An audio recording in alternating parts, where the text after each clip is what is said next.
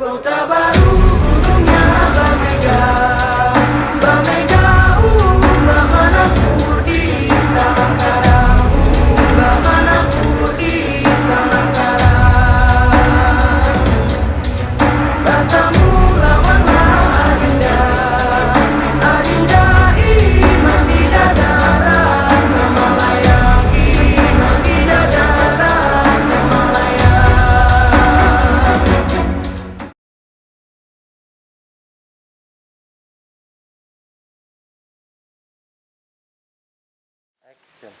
Salam Pramuka.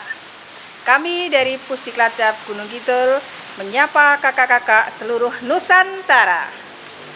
Kakak-kakak yang kami hormati, pada kesempatan kali ini kami akan menyajikan materi tentang organisasi dan administrasi satuan dan gugus depan. Sering kita telah mendengar istilah gugus depan. Nah, apa yang dimaksud dengan gugus depan itu? Gugus depan adalah satuan organisasi yang merupakan wadah untuk menghimpun anggota gerakan pramuka sebagai peserta didik, sebagai pembina pramuka, dan juga sebagai majelis pembimbing gugus depan. Nah, kita telah mengenal gugus depan yang ada sekarang ini pada umumnya berada di satuan pendidikan atau di sekolah. Nah, pada dasarnya gugus depan itu ada beberapa macam. Salah satunya ada gugus depan yang ada di pangkalan sekolah, tapi juga ada gugus depan yang ada di satuan komunitas dan juga gugus depan teritorial. Hal itu telah sejak beberapa saat yang lalu dan juga telah dilaksanakan di beberapa wilayah atau beberapa daerah. Nah, sekarang dalam pengorganisasian gugus depan kita mengenal struktur organisasi gugus depan. Nah, organisasi apa saja ataupun apa saja unsur-unsur yang ada dalam gugus depan? Yang pertama adalah Kamabigus atau Ketua Majelis Pembimbing Gugus Depan. Kemudian, gugus depan itu sendiri dibagi terpisah antara putra dengan putri. Ya, gugus depan putra dan gugus depan putri terpisah atau berdiri sendiri-sendiri. Namun pada umumnya kalau di pangkalan sekolah atau di satuan pendidikan, Kamabigusnya adalah satu orang dan pada umumnya adalah kepala sekolah sebagai Kamabigus. Nah, di gugus depan putra atau putri itu mempunyai nomor sendiri-sendiri. Untuk yang putri biasanya bernomor genap, sementara untuk yang ganjil adalah gugus depan putra. Nah, dalam gugus depan ada seorang ketua gugus depan. Ketua gugus depan itu diambilkan dari pembina gudep. Pembina gudep membawai pembina satuan. Ada pembina gudep, ada pembina satuan. Kenapa? Karena di dalam gugus depan ada satuan perindukan untuk golongan siaga, ada untuk pasukan golongan penggalang, ada ambalan untuk penegak, dan ada racana untuk pandega. Itu yang dinamakan gugus depan lengkap. Tetapi kalau kita pada saat ini akan fokus membahas tentang gugus depan khusus untuk pasukan penggalang yang pada umumnya berada di pangkalan sekolah setingkat SLTP. Nah, kita fokus kepada penggalang. Nah, kita melihat struktur organisasi di penggalang itu ada pasukan. Pasukan terdiri dari satuan-satuan terkecil yang dinamakan regu. Nah, dalam satu regu terdiri dari 8 anak atau 8 peserta. Nah, untuk regu putra biasanya diberikan nama regu mengambil nama hewan atau nama binatang. Sementara untuk regu putri mengambil nama dari bunga. Nah, dari gabungan-gabungan regu itu dalam 5 regu digabung menjadi satu buah pasukan.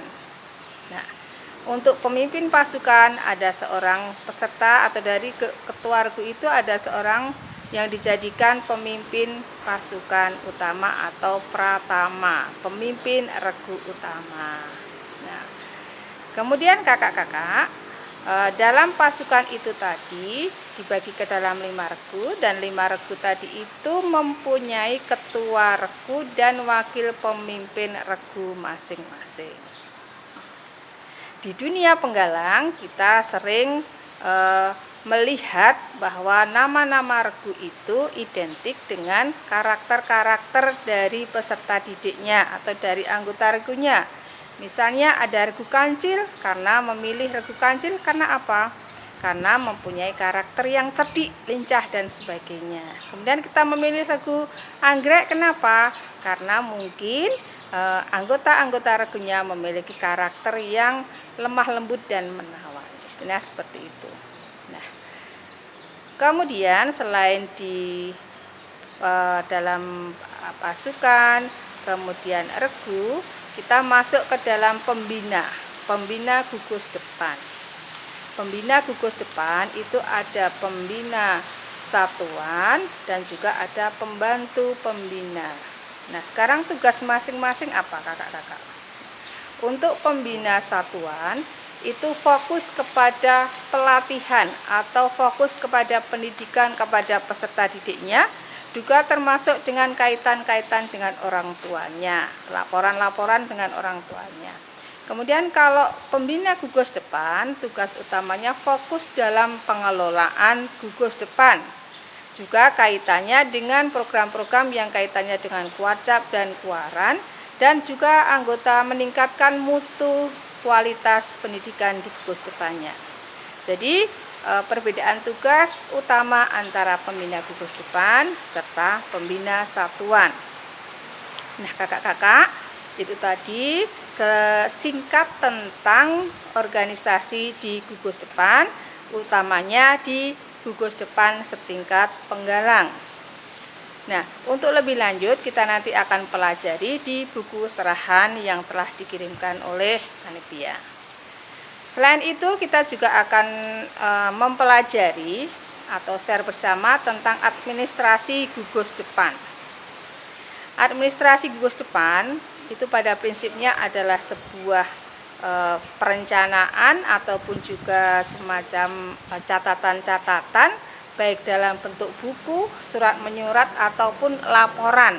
Nah, apa saja administrasi yang dibutuhkan di gugus depan? Ada banyak. Di antaranya yang paling utama adalah buku induk. Kemudian ada buku agenda surat, buku anggota, buku catatan pribadi dari masing-masing peserta, dan buku pencapaian syarat kecakapan. Masih banyak hal yang diperlukan di gugus depan. Namun untuk lebih rincinya, untuk administrasi di gugus depan dan satuan akan kita pelajari bersama melalui nanti di Google Meet ataupun juga tugas-tugas di Google Classroom. Ini yang dapat saya sampaikan, ada kurang lebihnya mohon maaf. Salam Pramuka. Kota Baru.